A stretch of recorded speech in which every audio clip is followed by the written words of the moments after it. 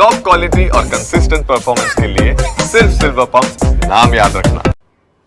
ગીર સોમનાથના પ્રભાસ પાટણ નજીક શંખ સર્કલ પાસે ડિમોલેશનનો મામલો, હાઈકોર્ટની તત્કાલીન કલેક્ટર સહિત 14 અધિકારીઓને નોટિસ। 18 જૂન સુધી તમામ અધિકારીઓએ જવાબ રજૂ કરવા આદેશ છે।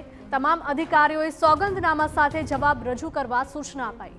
6 અસરગ્રસ્તોને હાઈકોર્ટમાં અરજી કરી હતી। તંત્રએ કોઈ પણ નોટિસ આપ્યા વગર જ ડિમોલેશન કર્યાનો આરોપ લગાવવામાં આવી રહ્યો છે।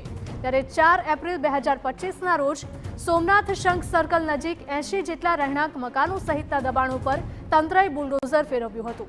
આધાર પુરાવા હોવા છતાં તંત્રએ કોઈ પણ પ્રકારની નોટિસ આપ્યા વગર એકતરફી ડિમોલેશન કર્યાનો આક્ષેપ છે।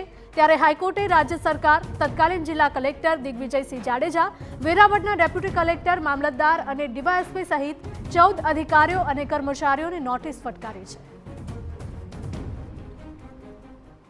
જ્યારે દલીલ ચાલતી હતી ત્યારે જજ શ્રીને મારા વકીલ દ્વારા BM મંગુકે સાહેબ અને બેલાબેન પ્રજાપતિ દ્વારા એમને મંગુકે સાહેબે એમને જજ શ્રીને કીધેલું કે આ લોકોને કોઈ નોટિસ દેવામાં નથી આવી અને નોટિસ દેવામાં નથી આવી તો ત્યારે જજશ્રીએ કીધું જો નોટિસ દેવામાં નહીં આવી હોય તો સુપ્રીમ કોર્ટનું ઉલ્લંઘન પણ કરવામાં એ લોકો આવેલું છે અને આજે આવી રીતે જો એને કોઈ નોટિસ આપ્યા કે કોઈ કાર્યવાહી કર્યા વગર આ ડેમોલેશન કરવામાં આવ્યો છે તો તેમને પોતાના ખર્ચે સ્વખર્ચ ભોગવવાની તૈયારી રાખવાની રહેશે।